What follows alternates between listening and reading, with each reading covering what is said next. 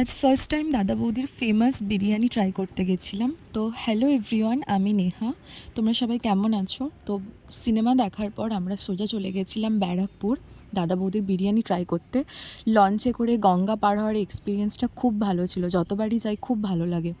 তো গঙ্গা থেকে নেমে অটো করে আমরা ডিরেক্ট পৌঁছে গেছিলাম দাদা বৌদির বিরিয়ানির হোটেলে।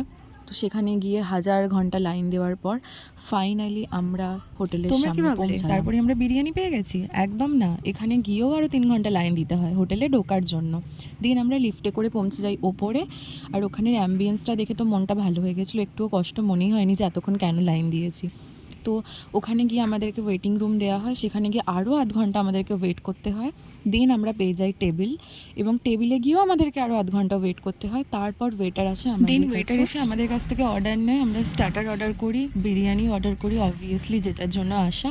আর অর্ডার করেছিলাম ফিরনি, যেটা আমার অতটাও ভালো লাগেনি, কিন্তু দামটা অনেকটাই বেশি ছিল। বিরিয়ানির কোয়ালিটি খুবই ভালো খেতে ছিল, কিন্তু কোয়ান্টিটি প্রচণ্ড বেশি ছিল। আমরা কেউ শেষ করতে পারিনি, সবাইকে বাড়ি নিয়ে আসতে হয়েছে। আর ওখান থেকে ওরা টিফিন প্রোভাইড করেছিল, তো এটার জন্য এক্সট্রা চার্জ করতে হয়নি।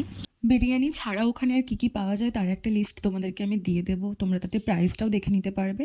এছাড়া তোমরা যদি কোনো ওকেশান ওখানে করতে চাও, তো তোমরা ওখানটা পুরোটা বুক করে ওখানে সমস্ত রকম বুফে সিস্টেমে খাওয়া দাওয়া এবং ওকেশান তোমরা করতে পারো।